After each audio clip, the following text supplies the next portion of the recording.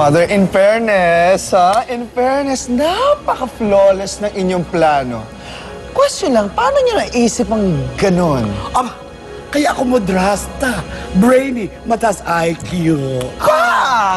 Alam mo, naisip ko kasi, dahil ang mga joke lang, mahilig sa chismis. Kaya naisip ko, paggawa kaya ko ng sarili kong chika ng efekto ay pabor sa atin. Pero siyempre, pwede mangyari lang yan kung merong maniniwala. Yung bang uto-uto at merong uto-uto dyan.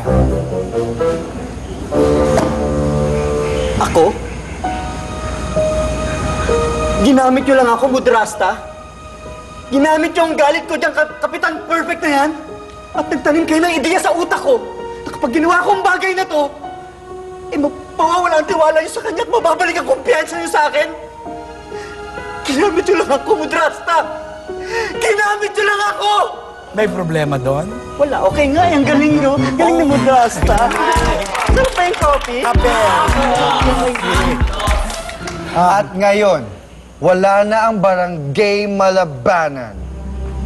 At nagkalat na sila na parang mga daga. At wala silang ibang sisisihin, kundi ang pinakamamahal nilang si Kapitan Osjonget!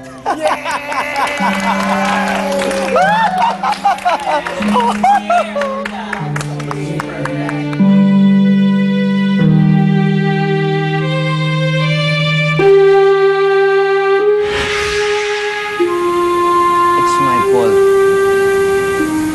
No, anak. Kapitan Osam, hindi.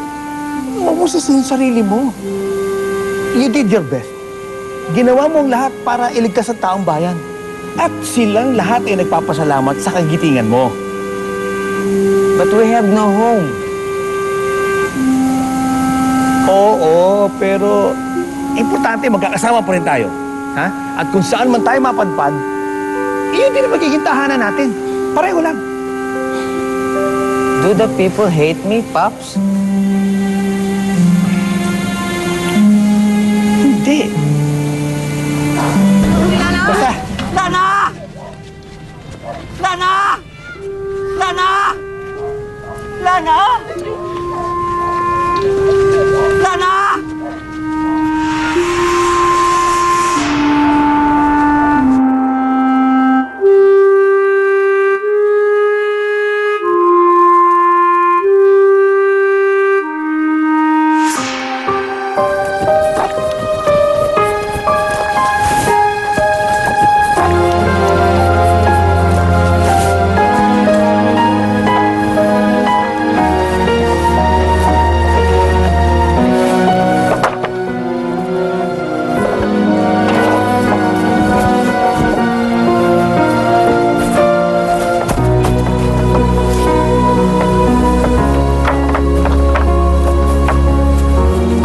Alisan muna ako, Tay, ah.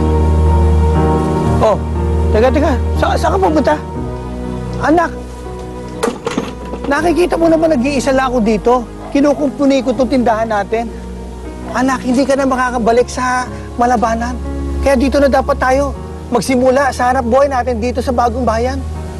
Saan ka pupunta? Tay, tutulong lang po ako sa paghahanap kay Lana. Teka. Teka. Ako, hindi mo siguro ako naiintindihan eh. Anak, 1 linggo mo lang hinahanap si Lana. Araw-araw hinahanap mo si Lana. Anak, ha? Hindi mo pwedeng ganun lang ganun. Ako, mag-isa rito, tapos iiwan mo dito, hanapin mo lang si Lana. Tingnan mo itong tindahan natin. Baka hindi pa ito makapag-umpisa. Anak, ikaw, magpahinga ka. Ha? Magpahinga ka. At baka magkasakit ka niya, kahanap kay Lana. Pahinga ka lang. Pahinga. Relax ka lang dito. Sige na, ako na bahala rito. Relax ka lang. Mukhang tama ka kay Tay. Kasi hindi na ako nakakatulog eh, kakahanap kay Lana. Mukhang kailangan ko na munang matulog para magkaroon ako ng lakas sa paghahanap kay Lana. Tama, anak. Salamat naman na pinakinggan mo ako, anak. Tama. Pahinga na ako, Tay. Pahinga lang, nak. At habang nagpapahinga ka, lagariin mo lang itong mga kahoy na binili ko. Ano? Tay naman! Nagkakandang bulok na to eh. Sige na, lagay mo na to para magamit na natin. Lalo akong mapapagod dyan eh. Ay, salamat at nag-survive pa talaga tayo. Buti na lang may bahay rin ako dito sa bagong bayan. Mabuti yan, mabuti. Ikaw Dina, kamusta ka? May matutuloyan ka ba? Sabihan mo lang ako kasi may bahay kami dito. Hindi mo na kailangan magbayad ng upa. Oo, sagot ko na pagkain. Ano gusto mo, masahe? Sige, sige, basta okay lang kami. May mga kamag-anak naman kaming nakatira dito eh. Sigurado ka? Oo. Grabe, ang hirap eh. Buti na lang meron. Ayan! Ano ba yung suot mo? Mas manang ka pa kaysa sa akin, oh! Ito. Ito na kasi nasagip ko ng baha. Huwag niyo na pansinin. Kinis ah. Uy, ikaw, Jackie, kawawa ka naman. Nawalan ka din pala ng damit. Napilitan ka tuloy suot yung damit ng ate Lana mo. Ano ka ba? Damit ko to, no? Patay tayo dyan, no? Talaga? Lord, huwag naman sana. Nga pala, Jackie, may balita ka na ba dun sa party search para sa kapatid mo, si Lana? Wala pa rin eh.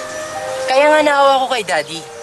Hanggang ngayon, ayaw niya pa rin matanggap na wala si ate. Ay nako, ang hirap ng ganitong buhay. Guys, gusto ko nang umuwi ng Malabanan. Hindi ako magiging masaya rito sa baryo na to.